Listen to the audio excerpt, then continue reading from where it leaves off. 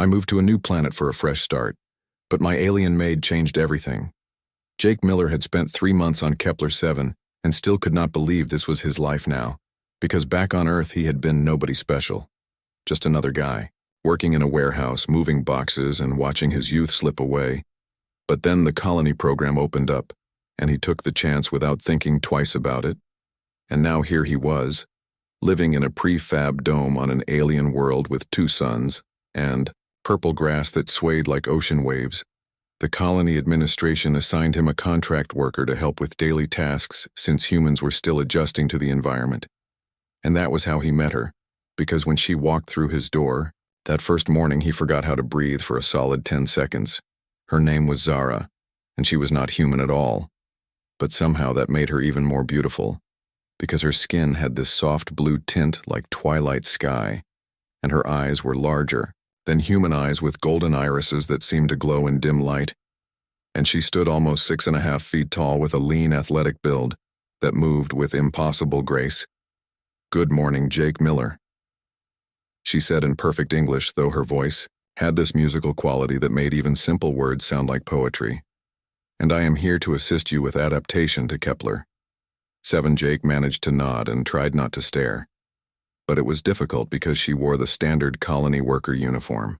But somehow on her it looked like something from a fashion magazine. And her hair was this deep midnight blue that fell past her shoulders in waves that defied gravity.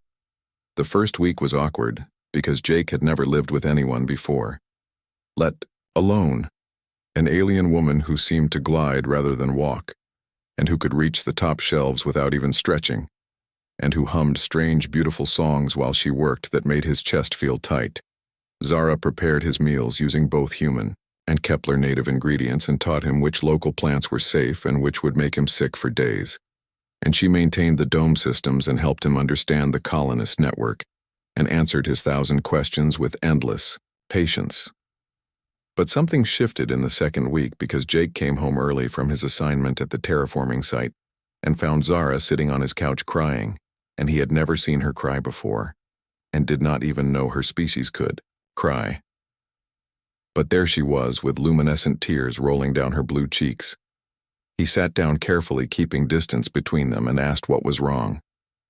And at first she said nothing, but he waited because he had learned she needed time to find the right human words. "My family," she finally said, and her voice cracked in a way that made his heart hurt. "And they do not approve of my work here because they say I am lowering myself by serving humans and they want me to return home. But I cannot, because I need this job to pay for my sister's medical treatment." Jake listened as she explained how her world had been struggling since joining the galactic community, and how jobs were scarce, and how her younger sister had been sick for years, and how Zara had taken this position despite her family's shame because the pay was enough to cover the treatments. Without thinking, Jake reached over and took her hand, and her skin was warm despite its cool color. And he told her that anyone who thought helping others was shameful was wrong, and that she was the kindest person he had ever met, and that he was grateful every single day that she was here.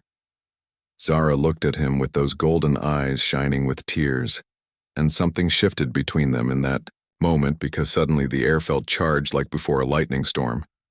The next few weeks were different because they started talking more, and not just about tasks and schedules, but about real things. Like Jake told her about his father, who died when he was 12, and about dropping out of college and about feeling lost for years.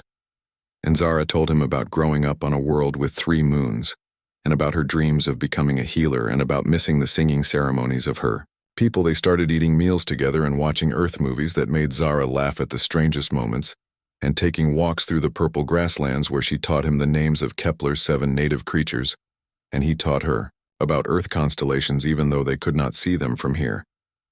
Jake found himself thinking about her constantly and wondering if she thought about him too, but he was terrified to say anything, because what if he was reading everything wrong?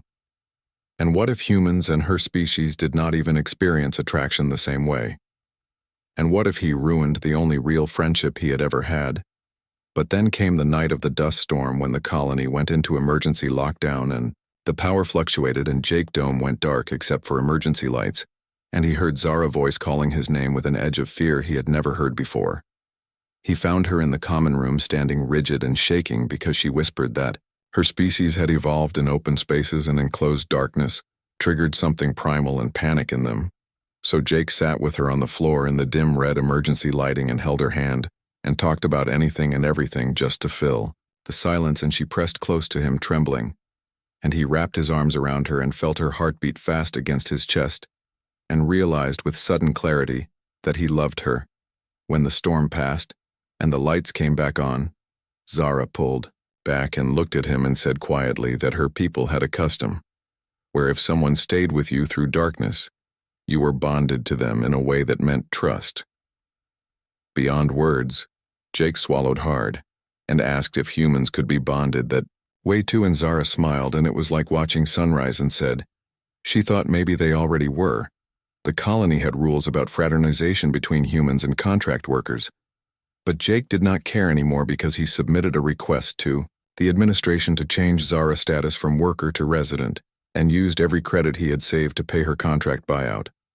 And when the approval came through 3 weeks later, he asked her if she wanted to stay, not as his employee, but as his partner. Zara said yes with tears in her golden eyes and kissed him, and her lips tasted like the sweet purple fruit that grew in the valleys.